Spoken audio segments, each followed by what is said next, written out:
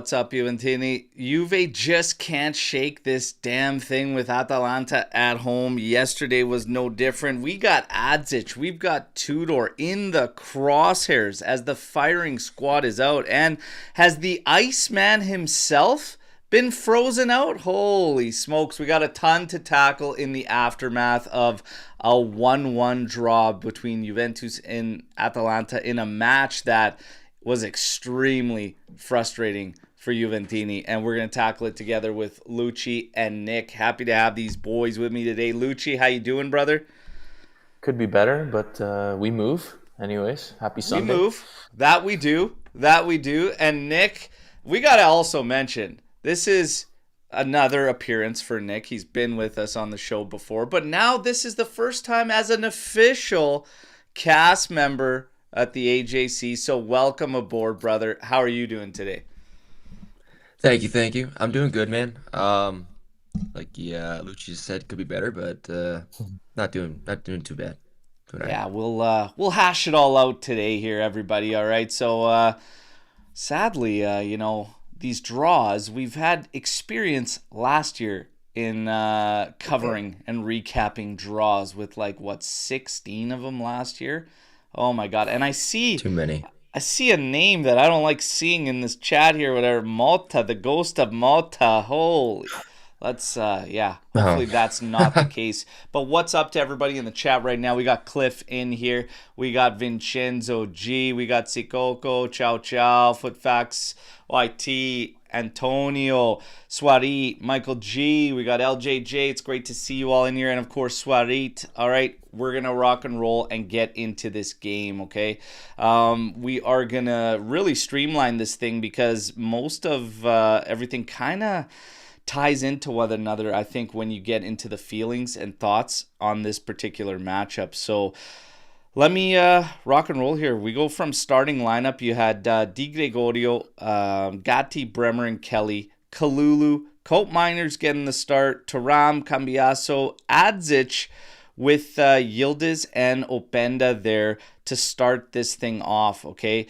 We get into this game, and the opening, I gotta say, I did like the approach right out of the gate, the attitude, the energy. We almost got rewarded immediately. You had a header from Kalulu. That was a cross back post from Yildiz.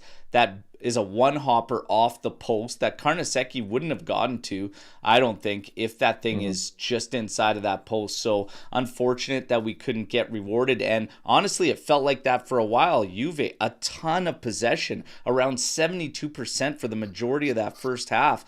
But again, not finding enough to break through. And it was a makeshift backline for Atalanta with a 17-year-old Anor, Jim City in the heart of that back three, and then Kosuno, who I think is just atrocious, rounding it out. So we'll get to all of this, okay? But good energy, good pressure, dominating the ball. That's exactly what you want us to do.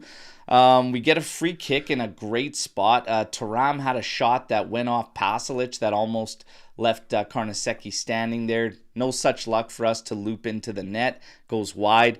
31st minute, free kick, good spot. This was from a drive from Thuram, which I still say he needs to do way more of. But we get the free kick here. Adzic tried to go back towards Karnaseki, but Karnaseki wasn't getting fooled there. And it felt like it was going to go into the half and we weren't going to get rewarded. Not only did we not get rewarded, oh my God, we concede. That's disaster. Disaster for a first half where we dominate. We gifted them a goal, right in front of our net. Let's talk about this, boys. So this is the turnover that adds. And look, I was literally talking about Adzic very close to when this all happened. I said, yeah, I understand he's had some turnovers. Okay.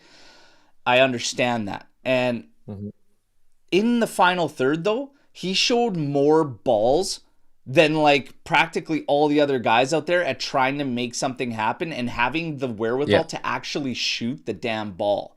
So between Yildiz and Adzic, I needed to see way more from Thuram. Kalulu, good God, I needed to see way more in initiative and getting something done up there. Openda too, I'm going to be quite honest. Running hard is not enough. I'm sorry. Like, it's not enough. It doesn't cut it.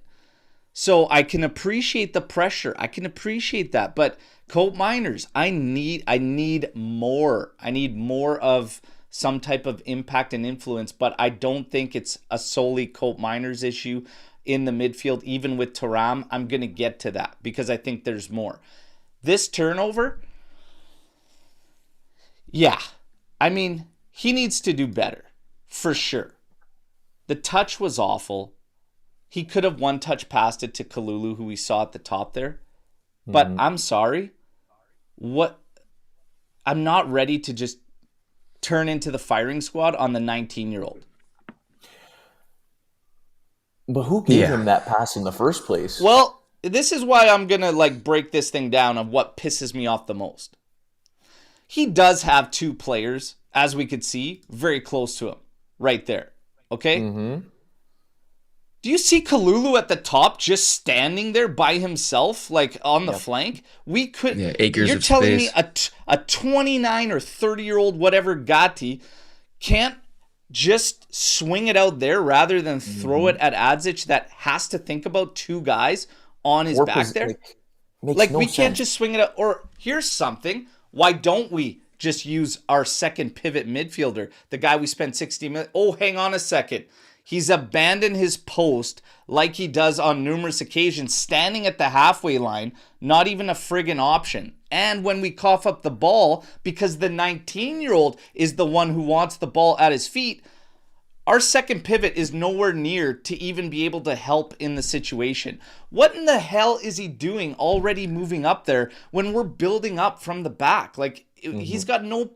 I can't wrap my head around that. But the play is to go out to Kalulu, who's got acres of space out there in the first place. So before we rip and shred a 19-year-old, can we not demand better from the guys who are supposed to be pulling more weight?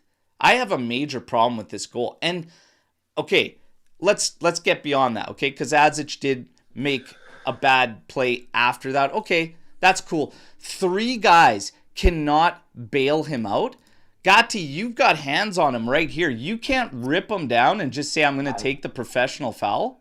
That's what pisses me off the most, to be honest. And you know what? So he lets go. He gets turned. Thuram even had at the little semicircle at the top of the 18. Thuram even got in there. It's like, take him down. Just take your chances on the free kick at that time. And we keep letting him go and letting him go and letting him go. And it's just like, it's brainless. This was infuriating for me, and I'm more upset about all those other scenarios than I am the 19-year-old. Am I alone on that, boys? No. I agree. The other players have to take some sort of responsibility. The decision making, like you just went through, was awful. Obviously Adzic, his final pass was awful. He barely even hit it. Went like a foot and a half from him. But, things like that unfortunately happen. But at the same time, it's like you put him in that situation to have that happen. And then, like you just said, he didn't do anything about it afterwards. Gatti could have taken him out, taken the yellow or whatever, and he just kind of got cooked 1v1. And then the rest of our defenders just did, I don't know, he just let him kind of go through the whole defense and then score. So it's like, what the hell, Yeah. It's infuriating. It's stupid mistakes like this where we're not with it mentally for anybody. So it's like, yeah, I'm going to expect errors from a 19-year-old. I'm going to expect guys that play the possession game to lose the ball from time to time. But it's like we can't stop Sulemana with 3 other players behind this play? What? Yeah, that's the infuriating part for me.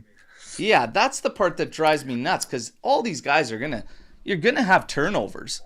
It's just brutal. It's just brutal, And we get punished. We go into the half like that. We go into the second half trying to return this. And I'm gonna be quite honest. I thought the second half was worse than the first, way worse than the first. I thought it was flat. I didn't like the fact that we forgot our best player on the left side of the pitch, and the left side of the pitch was where we were predominantly attacking in the first half. and he had barely any support. Yildiz still making things happen. It's like the game plan was we went into half and we're like, you know how we're going to get back in this game? Attacking through Kalulu and Gatti. What? What? Are you shitting me? That was wild to me. It was like we completely forgot about Kenan Yildiz there. No balance, and then all of a sudden we're force feeding through the right side. It was wild to see. We end up getting the equalizer, okay? And again, we can thank such a blunder from Kosunu on a cross that you could see. That ball is like so low. It's such an awful cross from João Mario, who came in there. And Kosunu makes an absolute mess of it. And thankfully, Cabal's on the backside there, who had to come in for Bremer. And everybody was sketched out that we're taking Bremer out when we're chasing this game. But in the end, we end up realizing it's for a precautionary reason. But Cabal ends up getting the goal. That's a positive. It's great to see this guy back in action. He should have some part in helping shore things up, I think, at the back at some point this season. But for now, it's 1-1. We end up getting Darun sent off. And now it's like, can we push? Can we get this victory? Like, let's go. Let's take it to him. Unfortunately, we come very close. And McKennie directs one from like point blank. But sadly, right at Karnaseki. That one I thought was going to be the winner, and we could squeak through here and, take the 3 points, but realize we still have a lot of work to do.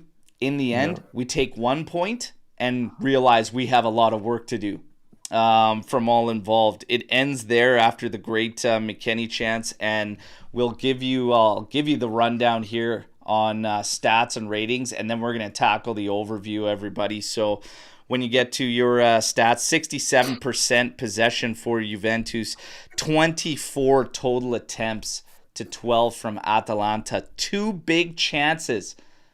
Only 2 big chances created for Juve out of 24 total attempts. 1 big chance created for Atalanta. Funny enough, that wasn't even the goal that they scored. Goalkeeper saves, 9. Karnaseki, we put a lot at him and made a lot easy, actually. Even Yildiz had a couple good opportunities he put very close to Karnaseki.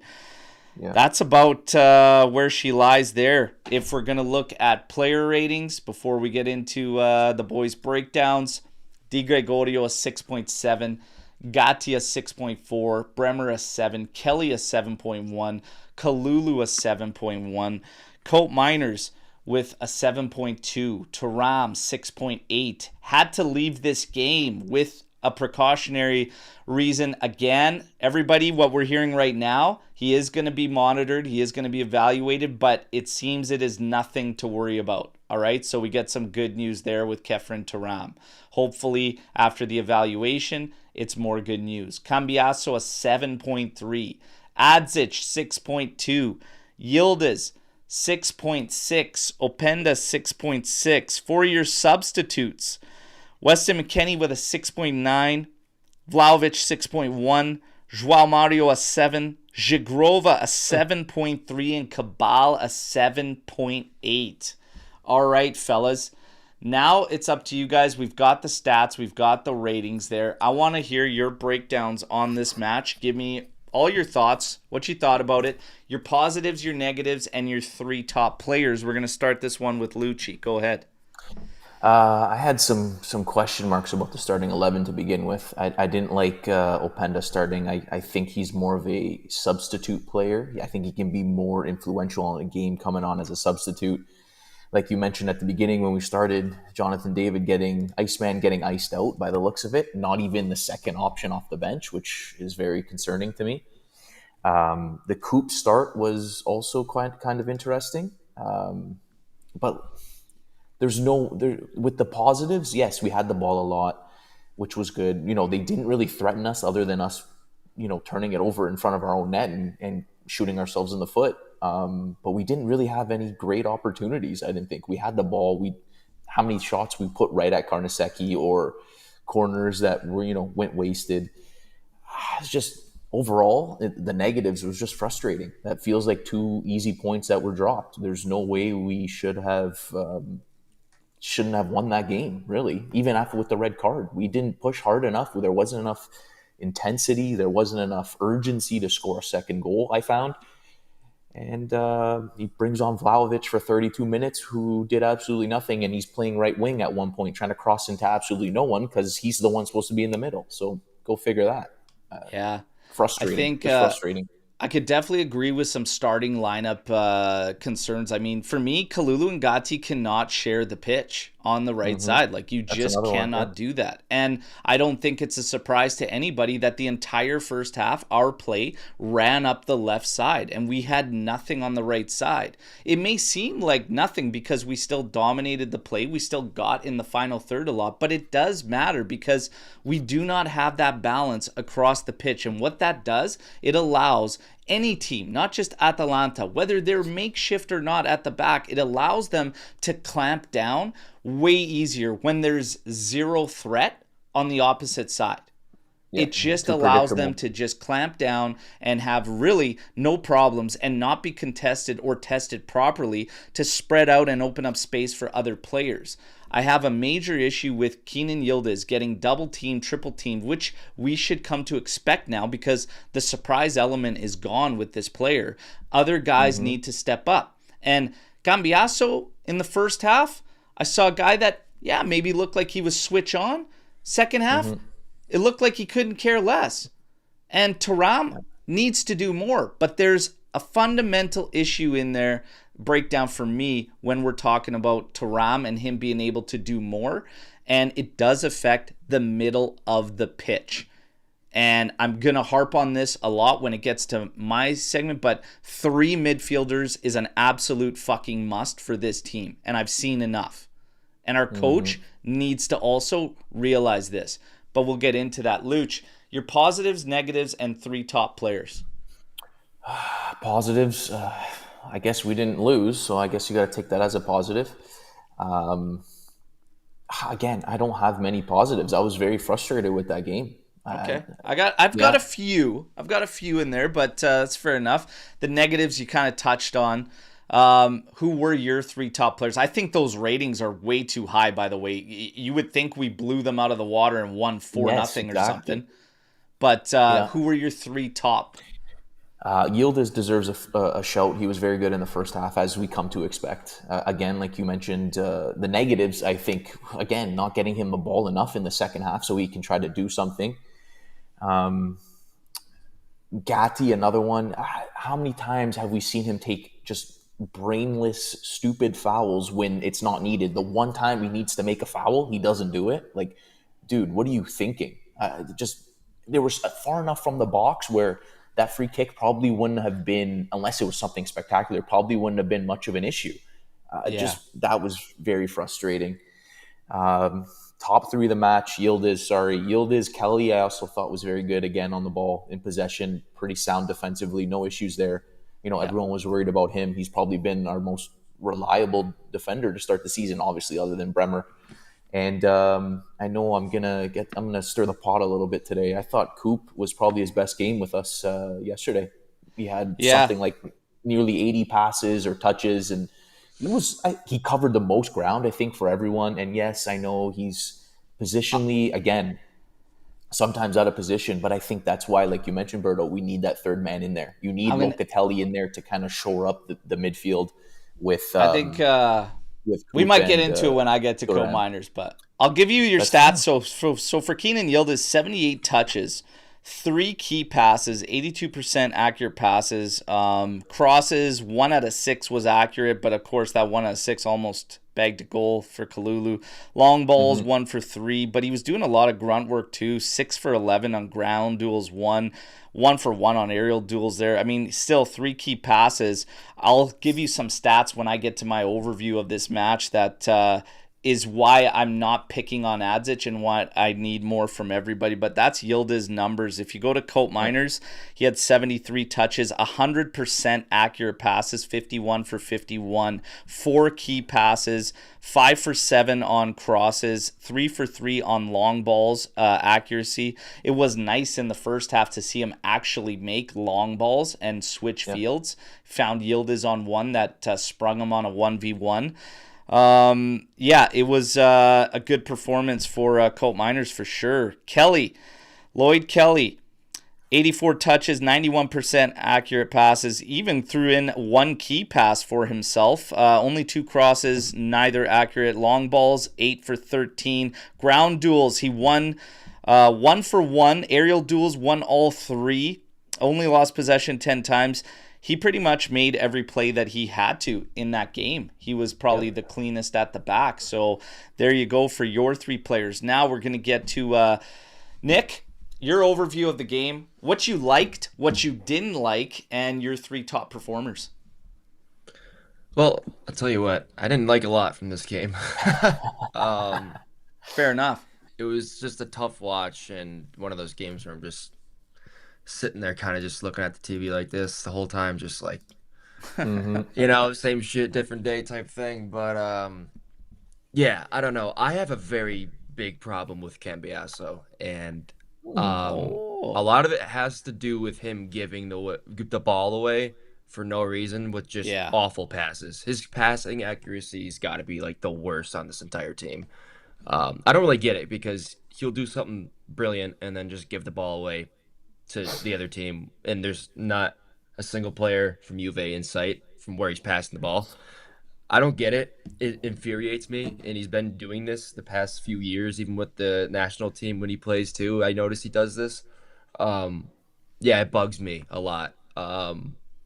So that's a pet peeve of mine, I guess. And he did it a couple times in this game. Thuram tried to force the ball up the middle way too much before he came off. He wasn't getting the ball into the wide areas at all. And he just did not have a good game for me at all. But nothing really. They didn't have enough urgency. They didn't do enough. Coop Miners ran the most, covered the most ground, did all this. Had 51 out of 51 passes. He did well, but I don't know. For me, it's just still not good enough. He's not doing enough. And it's not just him. Agree. I don't know what can we expect him to do when there's only 2 guys in there. It's him and Thuram trying to cover the whole pitch. Okay, I'm just gonna fire away. Okay, I'm just gonna fire away. Sorry, I didn't mean to cut you off. It's gonna get into this. Okay, I'm ready. I'm ready to go now. You guys revved up the engine. Okay, so we're gonna fucking fire away. Here's what I actually liked. I liked the good attitude. I liked the approach to start the game because we said you got to start on time. I actually think for the most part, what I like is the guys that are coming off the bench are actually seemingly engaged and bringing something to the table. I actually really liked the way McKennie stepped into the game yesterday, and I thought that I actually pegged him to start. I said I would start Weston McKennie in that game tomorrow in a midfield 3. It would have been Locatelli, Thuram, and McKennie because it would have made the most sense to hit Atalanta, who likes to usually play out of the middle. You get an extra midfielder in there to shut down Pasalic, who they love to go through. Darun, I'm not worried about. Thuram should have been offered freedom. Locatelli gives other midfielders freedom. Cope Miners does not give Thuram freedom. And Cope Miners, you're going to cover a lot of distance. That stat means fuck all to me because he's abandoning the fucking second pivot position all the time, which you saw numerous times in there, and that's why we rag on a 19-year-old that's got to come back to the ball that makes a mistake. No, you're worth 60 million fucking euros. I want you picking up that fucking ball in the middle. You or Thuram, who are the main pivots. So I'm not going to rag on the kid. I think it tells a different story. The same story that's been bothering me about this team is the guys that need to do the most and carry the most weight are not doing it. Period. All the guys that need to be doing more, and this this whole reactionary thing or prisoner of the moment where we attack the 19-year-old is garbage. It's the easy way out. It's chicken shit, and it needs to stop because all these fucking players have been babied over the past few seasons, and it needs to end. Enough is enough. Cambiasso and Thuram, between the two of them, had one fucking key pass in 148 combined minutes between the two of them. Adzic had like 4 on his own account and was ripping the ball, at least the chances he had, and was doing something in the attack. Cambiasso and Thuram didn't offer enough support for Yildiz, who saw a triple team on most occasions when he's on the ball. It's just not good enough from the guys who need to be doing more. I'm going to give Thuram a little bit of a break because Cope Miners doesn't offer him that fucking freedom. He just doesn't. He just doesn't. The way he interprets a midfield pivot is wild to me because he's like out on the flank and then he gets the ball. Well, guess what you just did, Cope? You can't progress that ball because you're standing in a fucking straight line with Kalulu and Adzic, and now we're stuck and we're just going backwards again. So yes, he had a good game, but he had a good game for what he's been doing for Juve. So that's a different story. Cole Miners had a good game for himself. In the first half, he was really good in the opening 15, 20 minutes. I was like, whoa, this guy looks way different. And it was good. But then as time went on, the same annoying things started creeping up. Cope Miners needs to be played in a 3-man midfield. That is his only shot of us getting something good out of him. A 2-man pivot in this team makes zero fucking sense without Locatelli in there. Period. Right. Period. But Cope Miners had a good game for himself. But for me, it's still an issue. The negatives, my God, the balance. We cannot figure out the balance to save our life. From first half to second half, the right side, what are we doing? In the second half, the performance dipped, and I hated that. It's just, I need more from the guys that are supposed to be the guys on this team. That's my main takeaway out of this game. That is one of the weakest Atalanta sides we've seen in all these years, that we haven't been able to beat them for 7 years in our house. That's the weakest one I think I've seen. That is the weakest one I think I've seen, and we couldn't take control of that or impose ourselves on that situation. That's a failure. Not on a 19-year-old, that's a failure on the fucking group. And I'm going to be quite honest. I need more from those players. I need more from Igor Tudor. Because I'm sorry, why on earth, another thing I hated, why does this game call for transitional strikers and not a striker that retains the ball, that gets the other guys involved, that can become a setup man for other players? It makes no sense to me.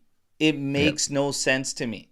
I need more from him too. To attack for 25 minutes from the right side with Kalulu and Gatti and not think I should probably add Joao Mario in there. And guess what? Gatti looks disgusting at the back. I should probably move Kalulu to that right center back role. And he did have, at some point in here, a 3-man midfield.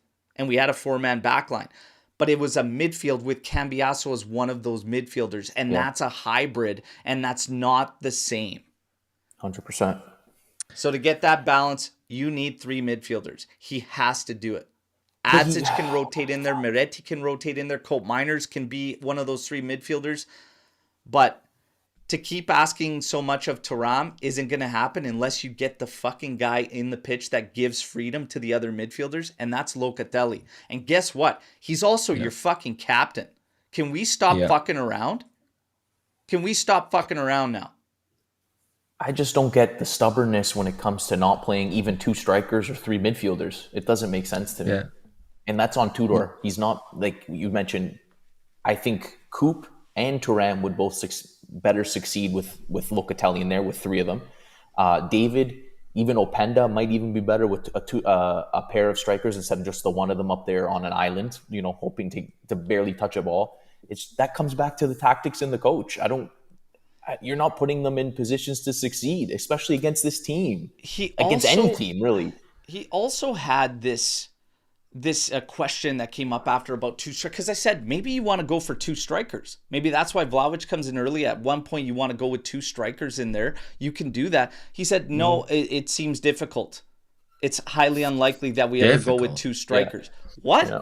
Because that would have made sense. Okay, now you got a target guy up there for if you're going to cross in, but you also got the guy that could play to feet. You got Jonathan David sitting there. Let's go. No. And apparently after what was said is that obviously with the Bremer substitution, that's why you didn't see Jonathan David in there. But this game screamed to get David in there other than the other two. Especially because I will say this. Atalanta played a junk game. I didn't expect that from them. They gave us the ball. I thought they were going to compete, contest everything, and it was going to be a battle. Fuck, they were happy to give us the ball. So at that point, Openda to me seemed a little redundant, boys. Yeah.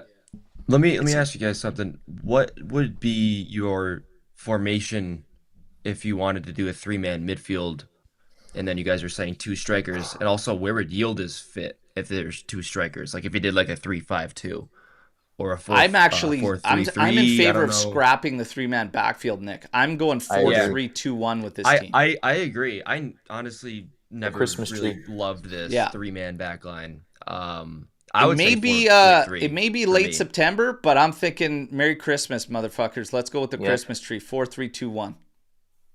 Either that or the 4-3-1-2. Either one of those I think would be beneficial. But I think a 4-man back and a 3-man midfield guaranteed. Yeah. It's late September, but Merry Christmas, guys. Christmas tree formation, what I would do 100%. I think it allows you to get your best, and I think this back three is it's crumbling, man. Like it's just not working. Yep. It's just not working, and it's putting us in a mindset of like being deeper and being back. As like the first half we started good, they were all pushing up, but man, I don't know. It's just weird. It's weird. But when I still think a lot of it comes from the middle, boys. Well, that's exactly it. So you have your two midfielders, and you got Gatti galloping forward, to the other end with the ball at his feet, doesn't know what to do with it. So get him out, put in another midfielder so they actually know what to do with the damn ball at their feet when they get past half. Instead he turns back and he tries some stupid pass. We're gonna get into all this, and I think some of these a lot of the Storm the Barn kind of ties into all our thoughts and feelings. My three highest rated players were actually Zagrova, who came off the bench, Yildiz, and Lloyd Kelly. And I think if I had to pick one out of the bunch, I'd probably go with Kelly. It was probably his cleanest game. His cleanest game. And the funny thing here is, too, why everybody wants to be a prisoner of the moment and people are going out there attacking this 19-year-old. Zagrova had the exact amount of touches and the exact amount of turnovers. But the difference was he wasn't coming back to grab the ball when the game was still in contention and doing it in the middle. But he had the same amount of possession lost. You know who else did? Kenan Yildiz had the same percentage of possession lost as Adzic. He had more touches, but he still lost the ball one out of 3 times. And we're singing a different tune for these guys because it's just not enough from the middle of the park. And Tudor needs to address that. And this stubbornness, whatever you want to call it, with the two men in the middle, it's not enough for everything. It's not enough for balance from left to right. It's not enough for balance from back to front. Everything's thrown off with it. And you're not going to get the best out of Kefren Turam, and you're not going to get the best out of Cope Miners. You just won't. Okay? Yeah. Because of the way he roams, the way Cope Miners kind of floats in and out of these positions, he can't play a pivot. It's costly. I just don't think he knows where to be. I had it was of course speculative, but I said I guarantee you that if Locatelli's in that game, that first goal, that goal they scored doesn't even happen. It doesn't even happen. I guarantee you, if he's in that game, that goal doesn't even happen. And if some reason Adzic was there trying to get the ball, Locatelli would have been in a spot to at least clean it up. And I can Or trust take the that. guy out at least. And I could trust at least he'd take a yellow. Yep. Yeah. Like, to shut it down. Yeah. So Exactly. anybody, these people that continue to fight this Locatelli thing, it seems so forced to me. I always say he's the glue. You know why he's the glue? Because he's always there. Always there. Yeah. It's discipline. These other guys, Thuram, Komai, they're not. So it's night and day. And I said this. If Tudor wants to continue with a two-man mid-pivot, Locatelli absolutely has to be on the field. Or it's going to be ridiculous.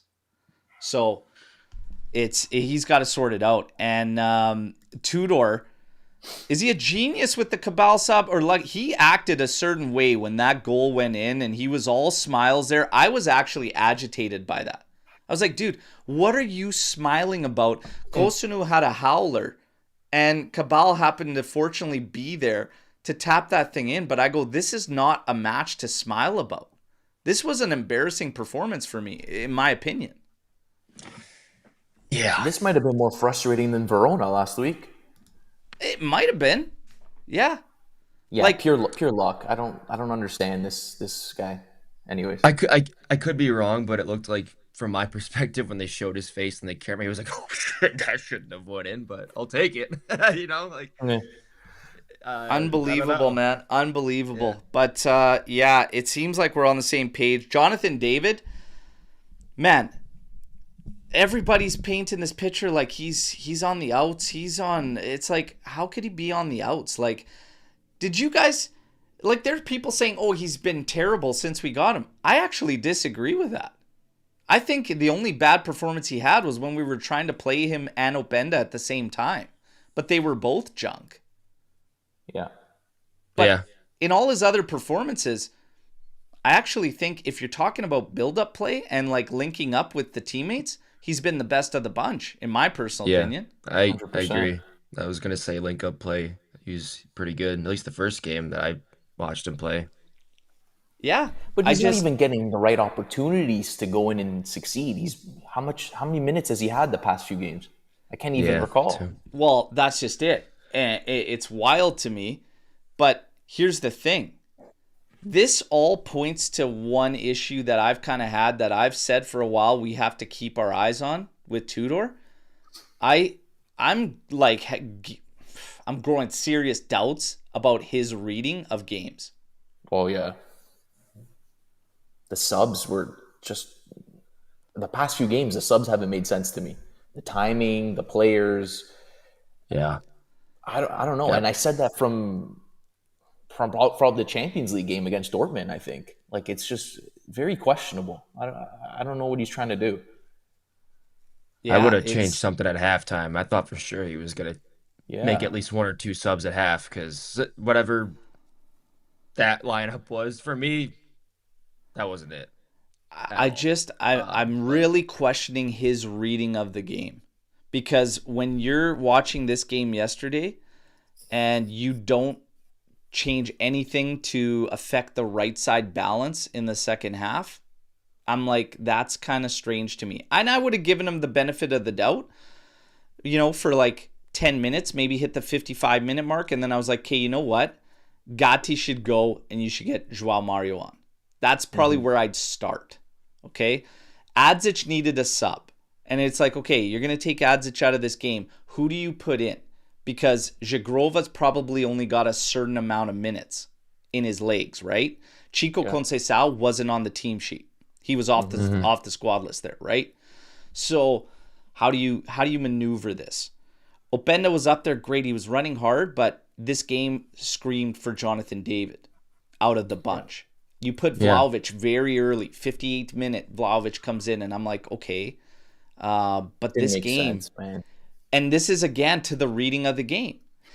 If this game was going the way the Verona one was, where they're freaking running at us and it's wide open, you know what? Openda, Vlahovic, that kind of makes sense because it's a wide open game. And, there is space there to take. We made a mess of that space regardless, but that would make more sense. In this game where Atalanta was happy to give us the ball, I don't know how you don't go with the best possession striker that you have, or at least go with two strikers, because they're giving you the ball and you have guys that you can put the ball into the area with, and just get the ball deep and get some shots from the top of the area. Like, I don't know, man. I'm left wanting more from so many players and our coach. It's just not good enough. It's just not good enough. Tudor's not reading the game well enough. We're questioning certain players and the ability for them to succeed in how the setup is. He might be fighting himself in a way, and like making things more difficult for him than he has to. I don't know. It's just, if Keenan Yildiz is going to continue to, and he is, everybody, going to get double team, triple team, you have to find a way that means there's space for other guys, and they have to take advantage of it. And Tudor started the thing with Cambiaso by saying what he said. You know what? You might have to start throwing some minutes at other guys. Yeah. Kostic? No, but like McKennie. Anyone else? Anyone else? I'd go with McKennie over on the left there. I'd go with Cabal before him, to say like, hey man, it's just not good enough. Period. But Tudor's going to have to start setting the tone here. Because, I just don't like it. And I would have appreciated him actually calling out the guys yesterday. I would have appreciated him calling them out instead of, pissing in our cups and telling us it's apple juice, being like, that was one of the best performances I've seen since I've taken over Juve. Excuse me? You didn't win, so it's not one of the best performances. No. You could be happy with how you played in the first half because you dominated the ball and everything, but guess what? You came out 1-0 down. And he said that doesn't matter. Of course it matters. You were down 1-0. How doesn't it matter? What are we talking about here? What are we talking about here? I can't believe he actually said that. Tudor has had a major shift in his words and how he's playing things. It's starting to be very, very strange, okay?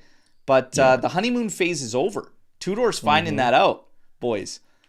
That now, hey, honeymoon's over. That DNA, that Juventinita, it only takes you so far. Yep. Now, what can he do? What can he do to bring us a little bit further? Because the attitude, the grinta, all that's there. That's great. But tactically, he needs to step it up. And we always knew that was going to be the case. Yes. We said that from the beginning of the season. Even last year, we knew he was limited when it came to his system and tactic. He's got to evolve. And his reading of the game is the biggest critique I have of him. What do you think about Yildiz? In my opinion, he's too tired. By the way, Chow just joined FootFacts YT. Guys, do you think Yildiz is... Let's talk about fatigue in general, because people were saying Thuram seems to get gassed all the time, way too early. Let's keep in mind, we had a week's rest between our Verona match and Atalanta. And Tudor offered these guys 2 days off. Not all the players took it, by the way, but there was 2 days off. I'm of the belief that there is zero fucking alibis for yesterday's game, boys. But do you guys, a lot of people said to me, like, they still look gassed. Do you think that? I didn't think it was an issue yesterday. I didn't think he looked gassed. No.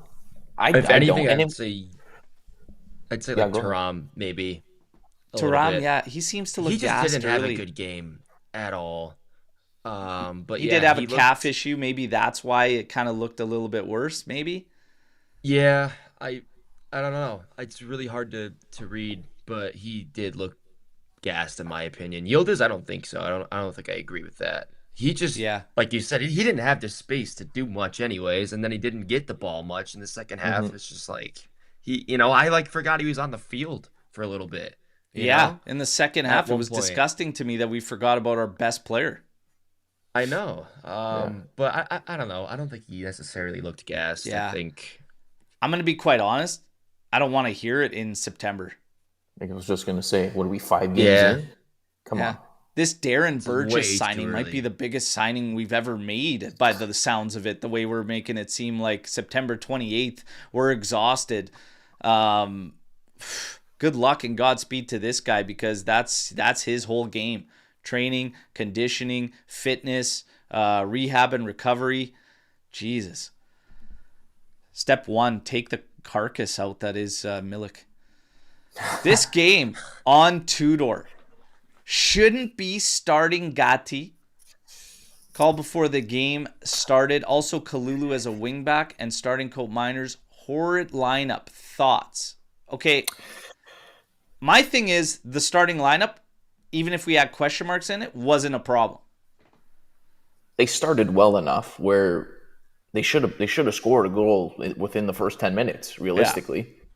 Yeah. Starting lineup, fair even enough. if we had question mark, which we said, Yeah. it wasn't really a problem.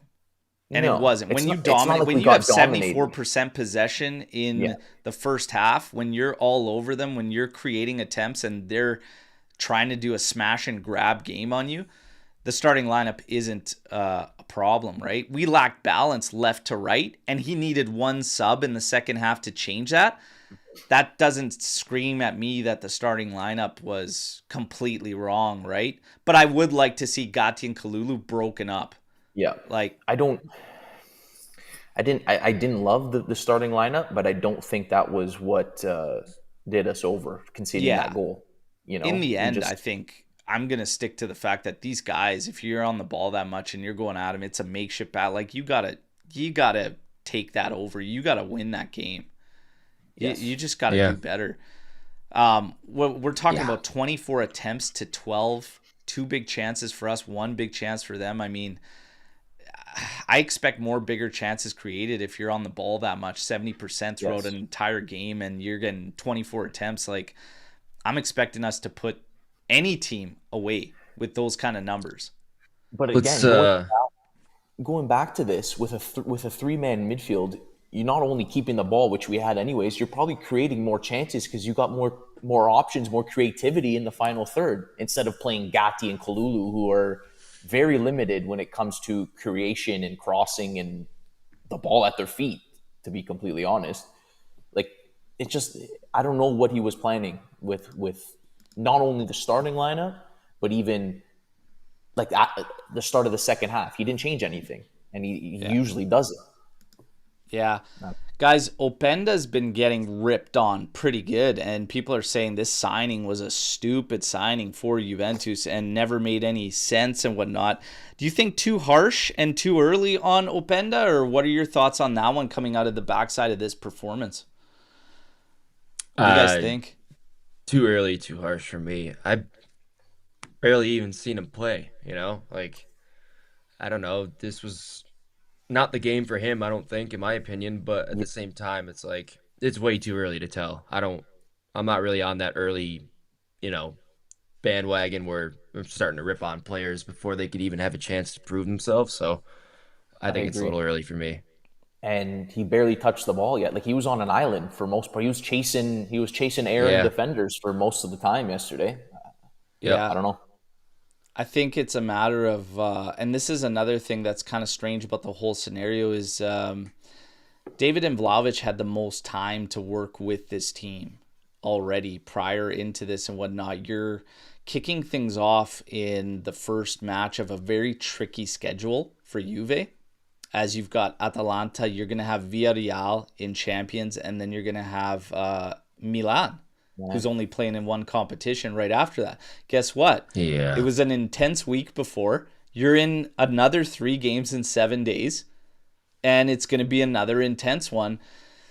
Maybe was he thinking about, with this whole Jonathan David skipping out thing, was he thinking about Villarreal and thinks that's the game for Jonathan David being in Champions League and whatnot? I really don't know, but for me, you've got to approach the games in front of you one by one and then deal with the next one when you get there.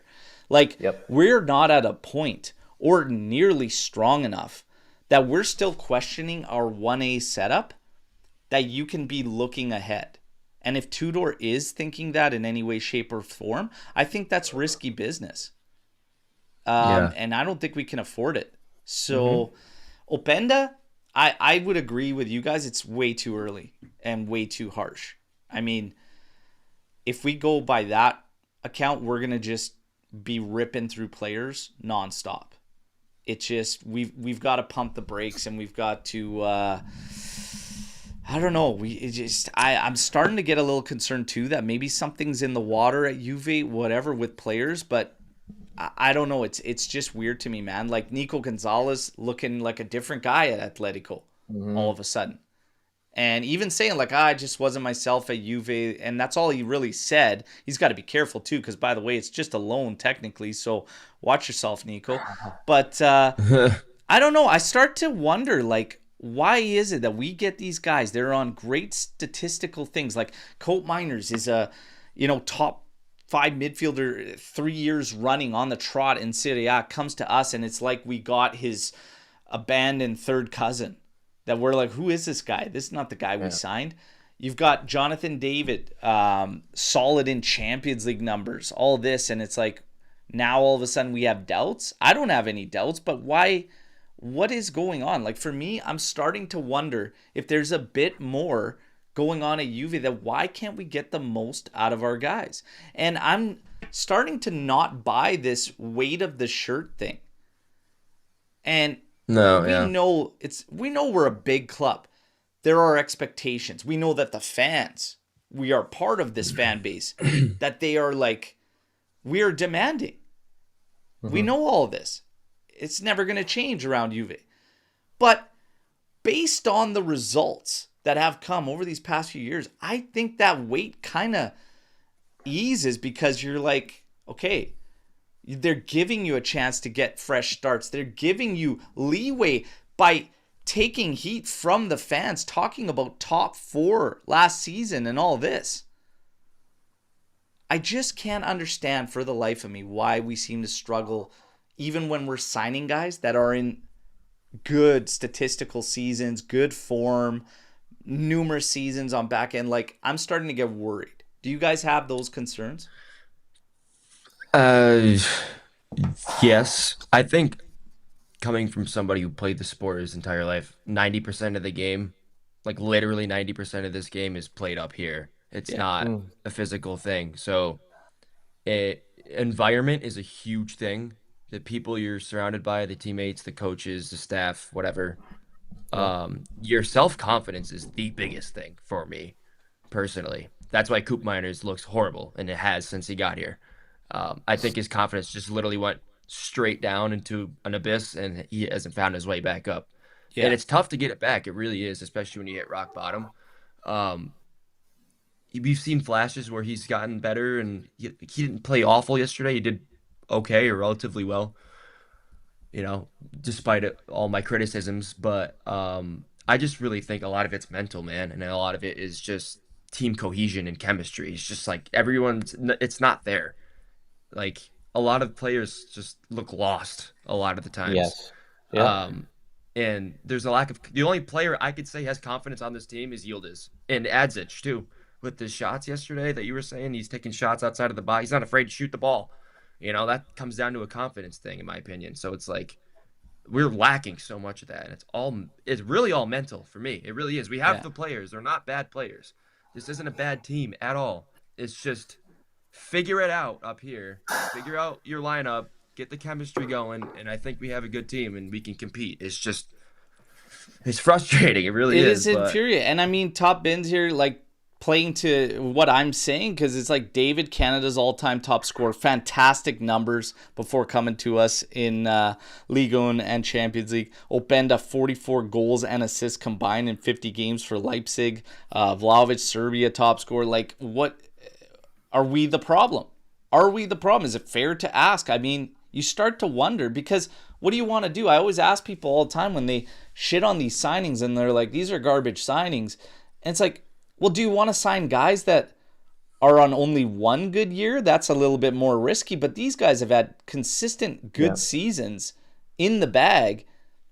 And don't give me this Serie A league thing, because I ain't digging that either, because if Serie A was that intense, it'd be running away from us, and it isn't. Right. Yeah. Like, it makes you wonder, like, why do these guys come here and it's like they hit a brick wall? Is it tactics? I'm is worried. it coaching? I don't know what it is. I don't know what it is. It's So, I hard mean, to. we got to figure if it out, we, though, because this is a dangerous, dangerous game, like financially, too. yeah, Because, like, you're picking up guys and then you're getting stuck with them. It doesn't get better on the roster. It's like you gotta get something out of these lads that you're bringing in, or you're screwed. If every year, every 2 seasons, you're trying to break even on sales, you're in big trouble. So Yeah. it's something that all of a sudden I'm really like heightened to right now, because I'm like, man, why are these guys coming here and they just look shades of themselves, or we can't get them firing, we can't get them going.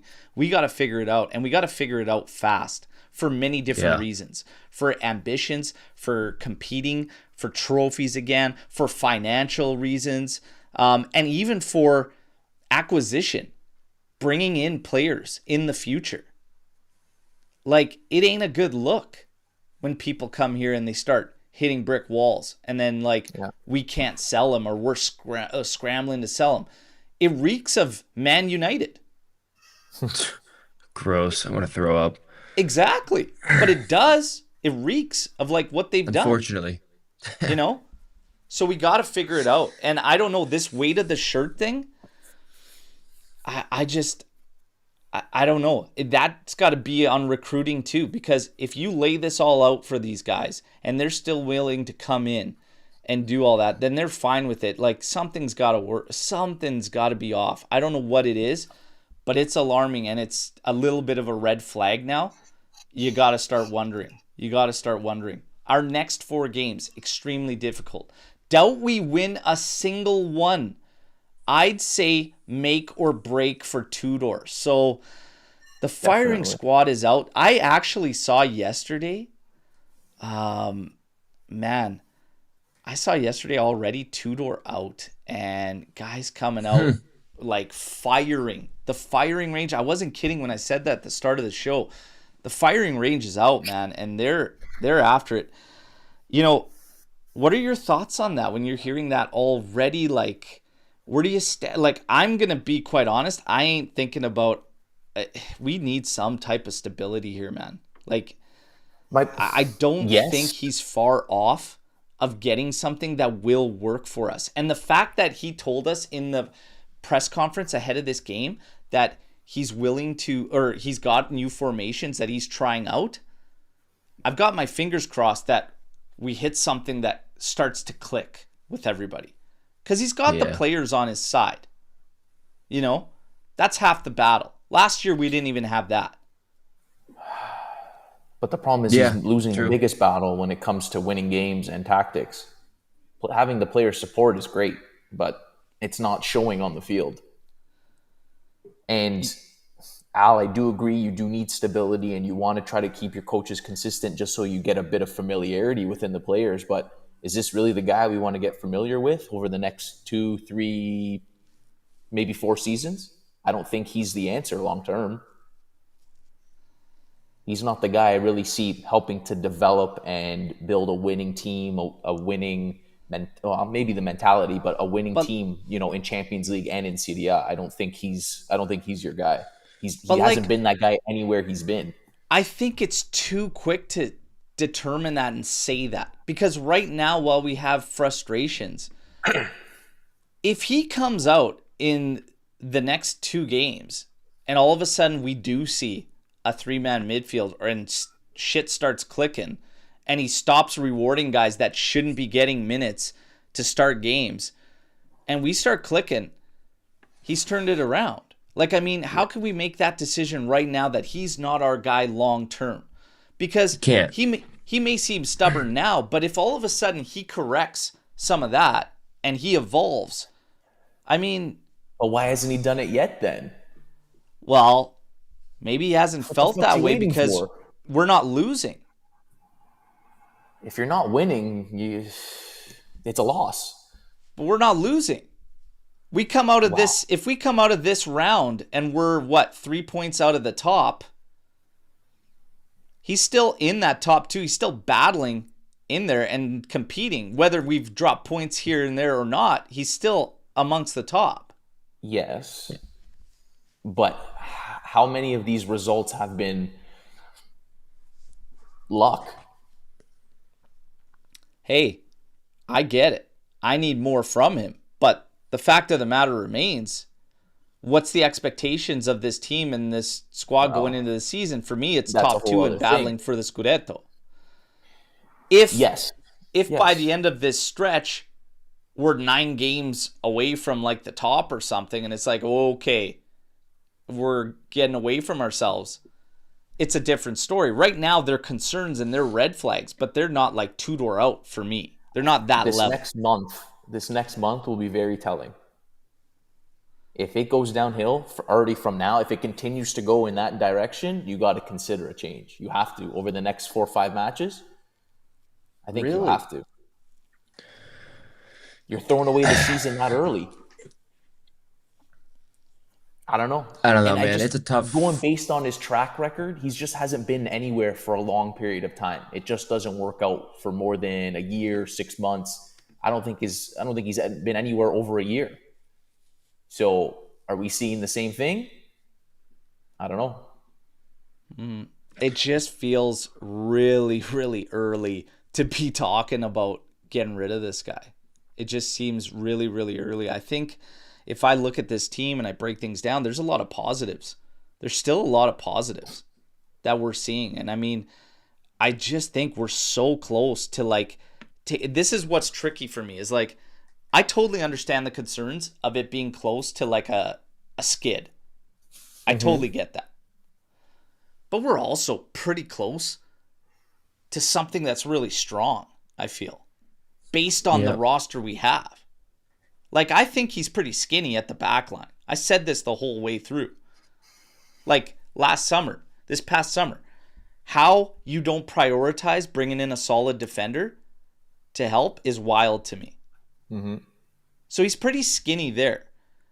But that also plays to Lucci's argument that we're continuing with a 3-man back line when you're skinny at the back might be a little strange. Not seeing a 3-man midfield to stabilize things when you've got, and this is where I do give you credit, Lucci, and I kind of do agree with you because we've seen the same issue now for 3 games in a row, but we've gotten the same thing. And that's kind of a big, big red flag.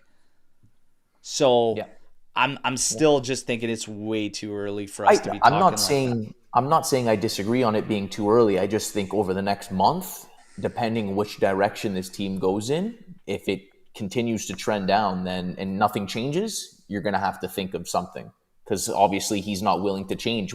If you're not changing after 2 months of seeing the same concerns, that's a massive red flag for me. That's like, what are you doing? So Sikoko actually says the next 4 games he doubts seeing us win any of them. That is Villarreal, Milan, Como, and Real Madrid.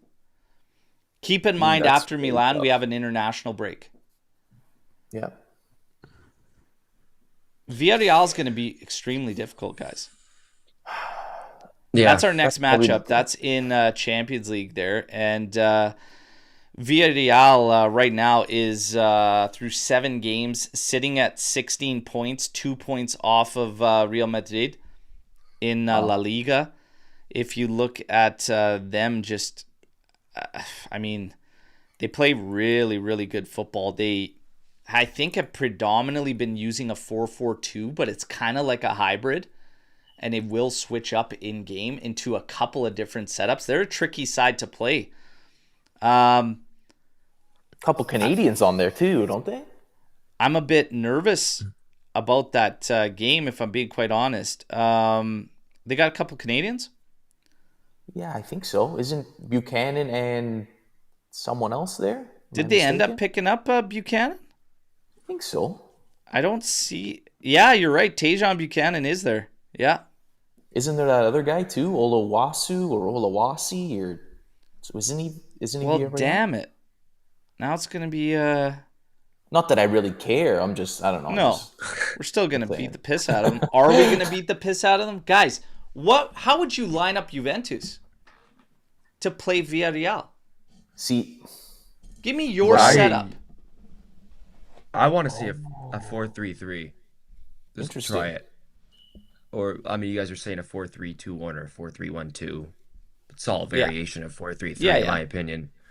Um, my midfield three, Locatelli's got to be that center.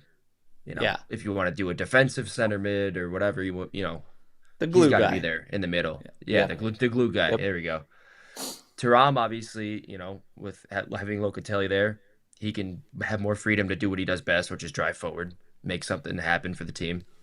Um, the third one, I don't know if, I mean, Coop Miners could probably do better with the three, like you were saying earlier as well, having the other two midfielders. Um, Honestly, in my opinion, if Cambiaso's not playing left back, I would put him in there. But it's like you said, he's also kind of it's a makeshift midfielder in a way. But he has the qualities to play in the middle too. So I think he could do good in a 4-3-3. But Yeah. I don't know if I'd start with experimenting with him there. But and then my top three would be Yildiz, Zagrova, or Conceição. I don't know if when Chico's going to be back. Mm. I would start Zagrova personally. He's he looks really sharp, and I think he should have got more minutes last game. And then I'd have David up top. Yeah. Yeah. Um, that I'm gonna way, be if my biggest thing is like I'm gonna be quite honest is the back line. I don't know what I yeah, do with our back line right now. I I'll don't tell you why. either. Um, I've been saying I would like to see Bremer and Gatti as the main two, like we did at the start of last year when we were barely conceding even shot attempts. But to be Mm-hmm. honest, right now I've lost like pretty much all faith in Gatti. Yep. He's terrifying right now to watch. And Yeah, maybe it is a back three, but maybe it isn't. And you can't take that chance against Villarreal. I'll be Mm-hmm. quite honest. I'm not convinced of Kelly without a back three. And I'm nervous about even him playing in a back two next to Bremer as your main center back. Kalulu? Absolutely not. No, Like him definitely and not. Gatti are the same guy to me. They look like the same guy to me, other than the obvious, but they look like the same guy in terms of how they play. Like it just their brain farts all over the place. I So would. I'm would Yeah. nervous about you the back four. And I'd be quite honest, I'm not opposed to Rugani and Bremer to play together. what if he did like Rugani, Bremer, Jean Mario, and McKennie as one of the outside backs? Hmm. Thoughts? I I see. What I would personally do is okay. I don't mind the Rugani shout, but I don't think you're going to see him this week. But I would probably go Kelly Yeah, and Bremer in the middle, Cabal if he can start on the left as the left back, and move Cambiaso over to the right.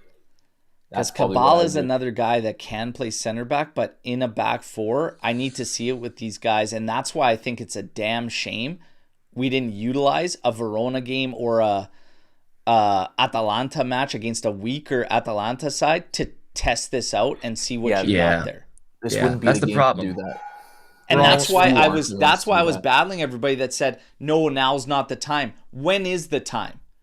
Cuz now you got a Yeah, Champions League game, then you got Milan, and then you got, it's not going to get better the longer No, it you're right. goes. So get it out of the way and figure out what you have there. Yeah, In a pinch, yeah, Villarreal, Kalulu as my right back, Bremer okay. on the left side center back, Rugani as right side center back, and I'm going to put man, Cambiaso's really pissing me off, but I think I play him. yeah, I think I play yeah. him. And then in my midfield three, it's Locatelli, Thuram, if he can go. Hopefully he can go, no problems. I'm honestly, I kind of want to get McKennie out there. I'm going to be quite honest, man. I like the way he came in the last game. We need more from these other guys, and I think I have no problem with letting them sit and try to work their way in from the bench, and Cope Miners is one of them. But Cope Miners or McKennie, I'm fine with either one of those ultimately if you want to Mm-hmm. play him. But he's like last chance saloon, man. If he can't figure it out in a three-man midfield, Cope Miners, that's it. Yeah, It's Yeah. done. I would Like, agree. but I would What else could you literally do? think about McKennie starting in one of those midfield spots. And then up top, If Chico can go, I'd probably start him and then go to Zhigrova for like the second half in 55, 6. We still don't know with Zhigrova where he's at. And for God's sakes, he's not doing himself any favor wearing those parachute shorts. The drag, the wind resistance, man. Slowing himself down. Holy. This is, the smallest guy on the team walks in there to the fitting room and he's like, yeah, give me the triple XL shorts. Give me the longest shorts you got. Where's your shorts guy at? Holy smokes, man. The wind drag when that guy tries to take off. Easy, easy. Let's get this guy fitted up here properly. Okay. Yeah, I'm good with that. Yildiz, I mean, we can't be talking about Yildiz resting and whatnot. I mean, he's going to be the main goal. This is not the round to rest. Sadly or not, 3 games in 7 days. This ain't the time to rest. Maybe we can get in a good position against Villarreal, and then you can give him a little bit of a break towards the end of that game because you're going to need him against Milan as well, right? And then it's international break. And then he's going to be playing for Turkey. So, hey, no rest for the wicked, right? We got to get something out of that game, though, against Villarreal, and that's going to be a tricky, tricky one. What are your views? Okay, so we did speak on Openda and David. He says, so far, I am not impressed. This is what happens when you buy cheap players. I'd argue that Openda's price tag, not so cheap. Openda, it was around 40, was it not, by the time it's all said and done? Yeah. Maybe just a bit over 40? That's not cheap, man. That's not cheap. But I disagree that I'm not impressed. I think there's different aspects to each of their games that do impress me. Yeah. I mean, both haven't really come out of the gates flying, but I also think, again, where's the service been? How many chances have they actually had? None of them are really getting consistent minutes, or, start one this game, start another one this game, comes out at 60 minutes and then it's just like, it's a carousel. We got to stick to one idea here. I still think the best we've seen at the top has been Yildiz, Chico, and David. I still think it's the best based on connection and link up. And I'm going to go on a limb and say you're going to be singing a different tune about David once Zhigrova and David share the pitch. Those guys playing with each other, chemistry, you bring that over, the link up. What Zhigrova was trying to do yesterday that failed with Vlahovic on a few occasions is actually probably going to hit with Jonathan David. And then you're going to be probably singing a different tune. So let's pump the brakes. That's all. That's kind of how I feel. It's way too soon. Way too soon to be writing guys off. Guys, it's September 28th. Take it easy. Yeah. Take it easy. Haven't really seen enough of the new guys, in my opinion. Yeah. Or at least a good handful of them to know. It's like, how the hell are you supposed to, Yeah, and maybe to construct a verdict this on whole that. aspect too is Tudor, like I said, certain guys have already been around training and trained together and whatnot. Trying to keep all that together, right, is probably key, and less changes, in one shot, in one consecutive switch would probably be ideal. And for God's sakes, Kalulu and Gatti, the Chuckle brothers here, as Arbicom says, like Berto said, they should not be allowed to share the pitch. That would probably be a start that would help everybody down the line. I'd probably go with that. Our team lacks top talent. Of course, 3 wins and 2 draws are not so bad, but our performance in each game was poor. I wouldn't say all of our performances have been poor. I don't agree with that. I think there's fundamental breakdowns in some of those performances. I put some of them on Tudor, I'll be quite honest. Yep. Before I put them on the players. And then I have one like yesterday where I give it to Tudor and the players. Equal blame, right? So it's kind of, they've all been different stories. If we pull it up and we look at the matches, let's go through it. So you kick things off with Juve defeating Parma. Okay, 2-0. That was a good game. Obviously, we got the violent conduct on Cambiaso, which was absolutely ridiculous. But nothing wrong with that game from Juve. 64% possession, 25 total attempts to 8 for Parma. 4 big chances created by us, 1 for them. Like, that was a good performance. It was a very good performance. I had no issues there. Jonathan David bagging a goal. Good to go. Keenan Yildiz cooking, looking good. No problems there. Genoa, 1-0 Juve. This one was tight. Tight game. Juve coming away with 56% possession. 2 big chances created. Genoa didn't create 1 big chance that entire game. 13 total attempts for Juve, 10 for Genoa. Was a tight game. Very, very tight one. Inter was the first one where some concerns started to rise around the midfield for me. Yeah. Because we didn't have balance, right? Yeah. That's where we started talking about, man, we're collapsing a lot. Dortmund, same thing. You're getting overrun in the middle of the park. So that's 2 games where we're like, Tudor, you got to see that. You got to react. So that's where his in-game management started to like kind of show. Verona, fuck, man. You couldn't even play a 2-man pivot against Verona. You got overrun, right? Yesterday, there was concerns about having only 2 midfielders in. We got away with it, and that's why the players need to take blame because it wasn't an issue. You should have taken care of business. It's a combination of everybody. I don't think it's just because there's a lack of top talent. No. At some point, it's what you could do with the group. Would you say Napoli had a shit ton of top talent to win the league last year?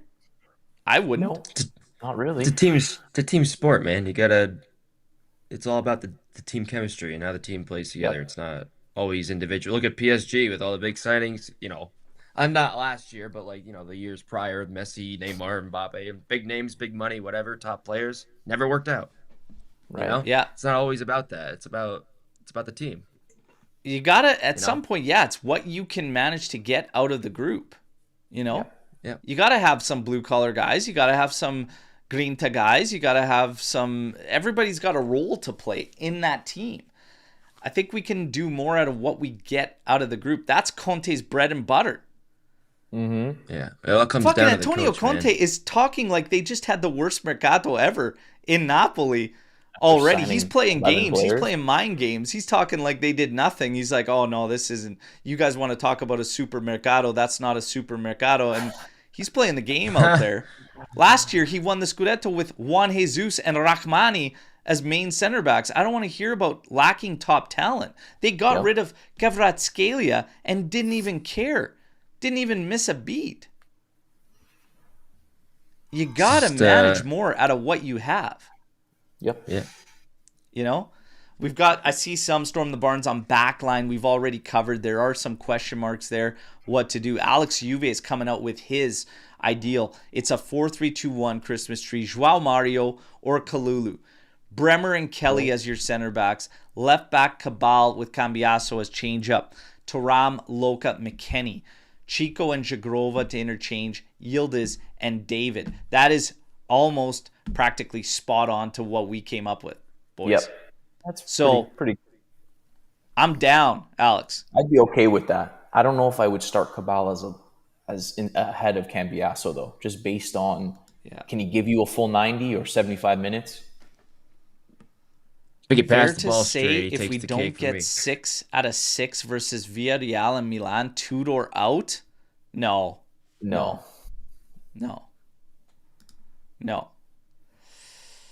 Champions League is so difficult, and it's a crapshoot. It can be.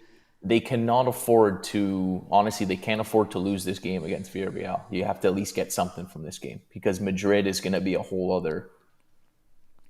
Very tough match, to say the least. But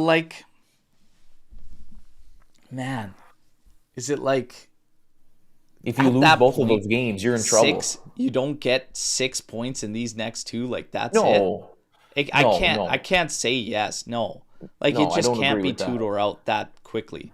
I'm gonna be quite honest. For Champions League, I need this team to make the knockouts.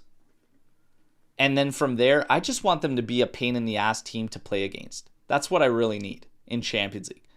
Domestically. So I'm not going to say you don't get 6 out of 6.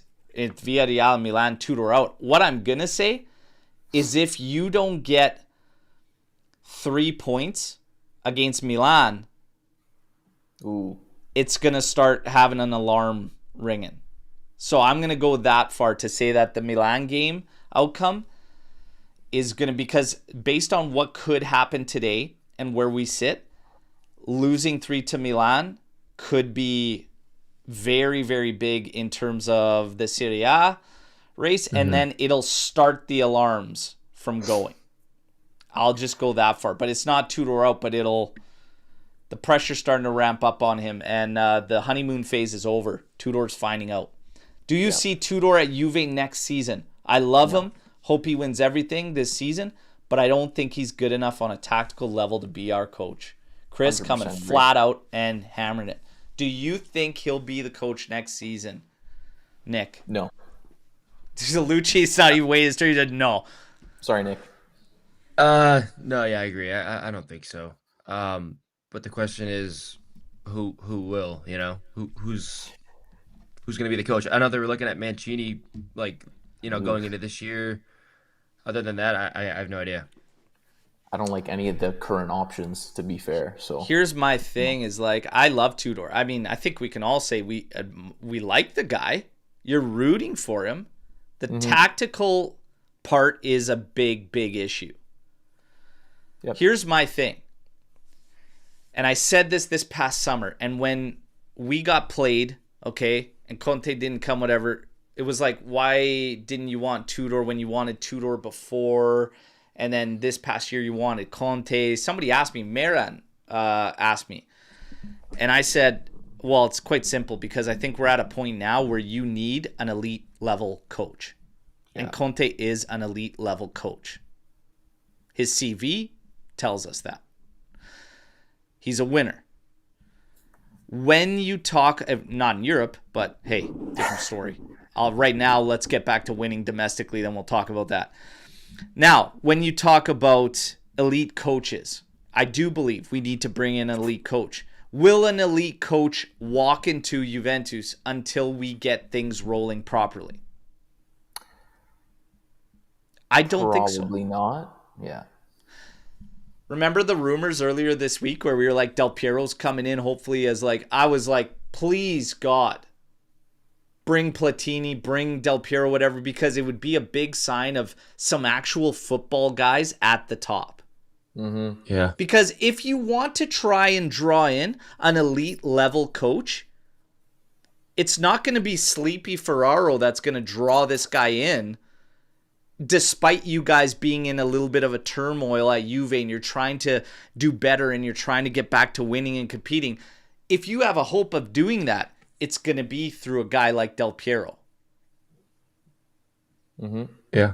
It's that allure. It's that, okay, this guy is a football guy. I could trust this guy. I can work with him. Chiellini has that as well. Yeah. But Del Piero, no disrespect to Chiellini, is on another level. Because Del Piero is synonymous with Juventus. You hear Juventus, you automatically think Del Piero. Yeah. It's different if you're going to try to bring in one of those elite guys. So if you're not looking at bringing in those elite guys, you start getting into question marks. Italiano. Gasperini was a question mark. Palladino is a question mark. You're playing the same game year in, year out, where you need one of these guys to make the most out of what you have, right? It's tough. It's very, very tough. So right now, it's too early for me to say that Tudor can't be the coach next year, but I completely agree that tactically we need way more. Mm-hmm. I think it's too early to make a call, but we definitely need more. I will agree and concede on that. It's a sketchy situation. And also, guys, financially, I don't know, you guys, we've got another bond coming in that can go up to like 120, 150 million euros.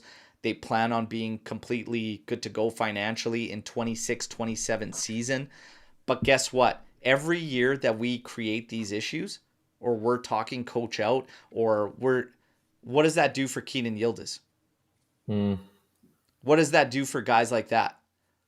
That guy's going to be wanting to compete for trophies, period. Right?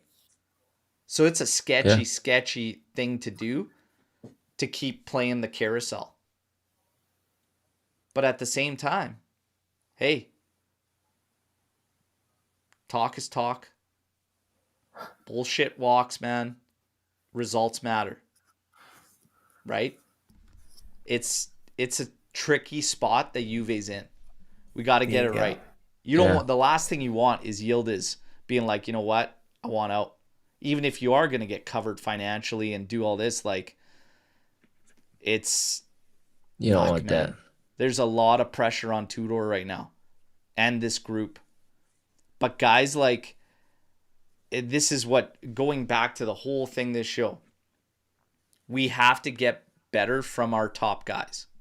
They can't get a pass, and you have to start setting that standard. Guys like Cambiasso can't just fly under the radar, have one good game out of 5, and just be propped up as one of the best fullbacks in the world. No, right now he's an on his day player. You know, Yeah, he's been like that on and off for a while for me. Taram, Yeah. I love That's Taram, true. but he's capable of more, and it's okay for us to ask for more, even though he's one of the young guys. Doesn't matter. You know, Locatelli, bring more. Cope Miners, bring more. Let's go easy on Adzic. You know, Yildiz, Yeah. he's doing everything he can. People were doubtful about him is. getting the captain's armband. I don't know, man. That guy kills himself out there on the pitch. Did you guys hear Del Piero talk about him yesterday in the A coverage? little bit, yeah. A little Del bit. Not, Piero I didn't get the said whole that thing, but Yildiz is one of the teammates you love to have on your team because he will go out there and die for you on the pitch. He will give you every ounce of energy, of life, of creativity that he has in his game. And as a teammate, you love that when a player brings you that For on sure. the pitch. he's leading by example. So All the other guys have to step it up to back this guy. Like, they all got to step it up. Because guess what? The secret's out, man. He's going to get double team, triple team. Villarreal's going to do the same thing. Yep. We got to figure it out. We got to figure it out. yeah, So, for now, Tudor, hey, I can say what I want, but the firing squad is still going to be out on him, man. And will we see a billboard in Times Square like we did for Allegri? I don't know if it's going to reach that level, but Tudor's definitely got the attention of the fan base. Adzic is getting the firing range on it, but Nick came in here hot on Cambiasso, and a lot of us are hot on Cambiasso. Colt Miners, good game, but good game based on what he's brought. There's still more to give. We can never be satisfied at Juve. We should always be kind of demanding more, and we need more, and we need these guys to click. But Tudor right now, it's fair to say a lot is going on him, and it comes with the job, man. It comes with the territory. Yeah. Some believe that these next 2 games are critical for him. Let's see. Guess what the media is doing today and what they're going to continue to do? Paint exactly that picture and create turmoil around us. So it's up to the group to sort it out. Let's see what comes. Guys, I'm going to keep you in the loop on the news. We're going to do a preview show for that Champions League match, and I'm going to bring you a live watch along. For today, hey, let's see if Tudor surprises us in Champions League against Villarreal. I mean, couple opportunities passed him by where he hasn't. So on a scale of 1 to 10, Lucci, how confident are you see a different tactical shift for that game? To see a Tudor surprise, I'll say how confident? 1 to 10. 4. Oof. Not high. Nick, how confident are you we see a tactical shift from Tudor? Like 3. Unfortunately. I thought I was low. Unfortunately, I wish it was higher, but I really just don't think he's going to be playing with fire for this next game. So just in case, you know. Man, I tell you what, I'm going to go 5. 5 out of 10. I think it's 50-50. I think he gets it now that I'm going to give him the benefit of doubt that the honeymoon phase is over. He's figuring out. I think he's seeing what's going on in the midfield. I'm going to give him the benefit of the doubt to a spot of 50%. I'm going to go 5 out of 10. Okay? 5 out of 10. So you think he's going to do 3 midfielders? for this game, like tactical three. I shift? think we're gonna see three midfielders against Villarreal. I really do. Hope so. We'll see, I guess. Let's But see. Am I willing to put a wager on that one? Absolutely not. Absolutely not. Absolutely Yeah, I not. didn't think so. But let's see how it goes. Nick, Lucci, absolute pleasure, boys. Okay, absolute Likewise. pleasure. For everyone that isn't in the know, Nick Rossi has a fantastic page on Instagram, even TikTok, around his music. Super talented individual. Go show him some love on his individual pages as well. Okay, and yeah, Nick, one time we're going to have to maybe actually get some music around these shows, and maybe we can get some opinions that have some music to them as well. Man, we'll have to come up with something cool for these guys. Yeah. All right? Yeah. But we'll Nick's a figure something talented out, dude. sure. Go show him some love, everybody. Till Thank next you. time. Thank you. Fino alla fine. Forza Juventus. We need more from everybody, not just Tudor, and sure as hell not just Adzic. Pump the brakes. Still early. Still time to correct it.